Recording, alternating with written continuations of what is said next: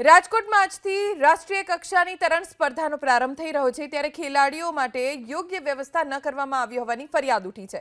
કોઠારિયા road પરના સ્નાનાગારમાં સ્પર્ધાનું આયોજન કરાયું, જેમાં 45 યુનિટના 3500 તરવૈયા ભાગ લેશે। આ તમામની વચ્ચે ગુજરાત સ્પોર્ટ્સ ઓથોરિટીની બેદરકારીનો ખેલાડીઓ ભોગ બન્યા।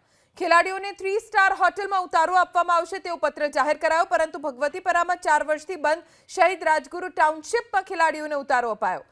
ખેલાડીઓએ આરોપ લગાવ્યો કે આ જગ્યા પર ભોજન કે પીવાના પાણીની કોઈ વ્યવસ્થા નથી। જમીન પર ગાદલા પાથરી ખેલાડીઓ માટે વ્યવસ્થા કરવામાં આવી છે અને બેડની પણ કોઈ સુવિધા નથી।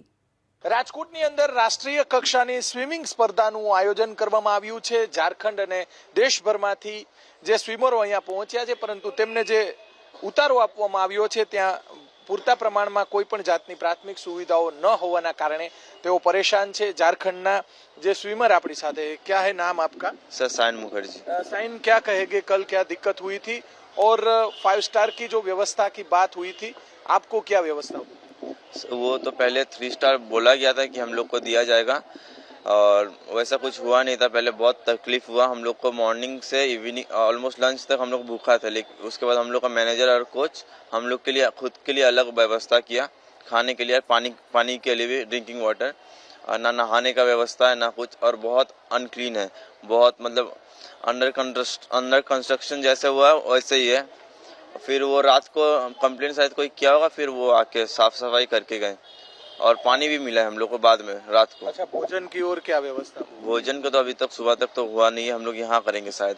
अच्छा, भोजन की वहाँ पे नहीं, वहाँ पे कुछ, वहाँ पे अभी तक तो कुछ हुआ नहीं है। कौन है अधिकारी के साथ कोई बात हुई थी क्या? हाँ नहीं, हम लोग का तो नहीं, शायद कोच या मैनेजर बात किए होंगे। तो रात में हुआ था, थोड़ा आके साफ सफाई करके गए थे मेट सब। अच्छा, आप कहाँ से? हम भी झारखंड से इन्हीं के साथ हैं। क्या हुआ था? कल हमें पहले बताया गया था कि हमें वहाँ खाना मिलेगा सुबह, लेकिन वहाँ मिला नहीं था। हम लोग दोपहर तक भूखे थे। उसके बाद फिर हमारे ये मैनेजर ने खाने का इंतज़ाम कराया।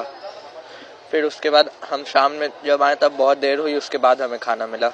अच्छा, अभी कोई व्यवस्था अच्छी हुई? थोड़ी हाँ, बहुत अच्छी क्लीन करके गई है और थोड़ा पानी का, ड्रिंकिंग वाटर प्रोवाइड किया गया बस।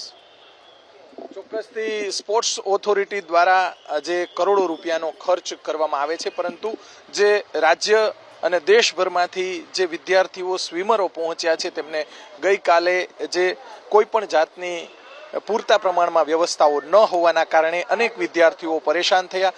ભગવતીપરાની અંદર જે ટાઉનશીપ આવેલી છે, બંધ પડેલી ટાઉનશીપમાં આ વિદ્યાર્થીઓ છે તેમને જે વિદ્યાર્થીઓને જે રહેવાની વ્યવસ્થા, ભોજનની વ્યવસ્થા કે પ્રાથમિક સુવિધાઓનો અભાવ અને ગંદકીના કારણે વિદ્યાર્થીઓ પરેશાન થયા હતા।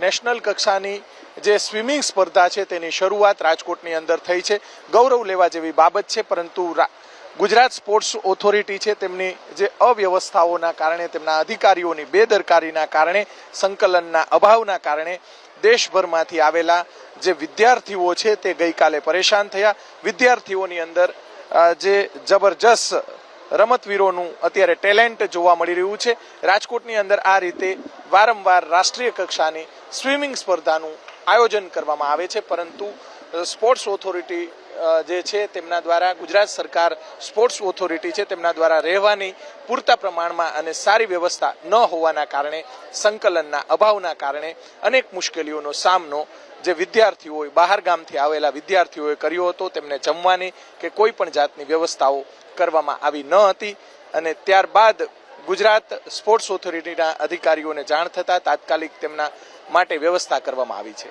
કેમેરામેન શુભ આશિયાની સાથે પરાક્રમસિંહ જાડેજા, એબીપી અસ્મિતા, રાજકોટ।